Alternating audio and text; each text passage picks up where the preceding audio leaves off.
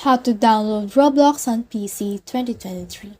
Hi guys, so in this video I will teach you how to download Roblox on PC 2023. So if you want to learn how it's done, just watch this video until the very end. It's just pretty quick and simple, so let's go.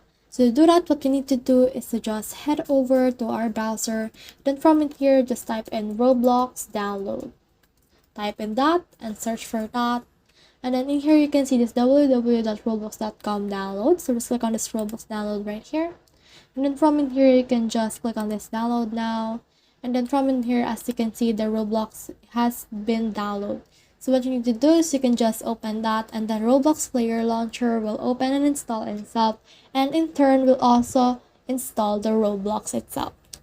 So that's the whole process. I hope this video helped you to download Roblox on PC 2023. If you have questions or comments, kindly put in the comment section below and we'll do our best to answer them. So follow for more.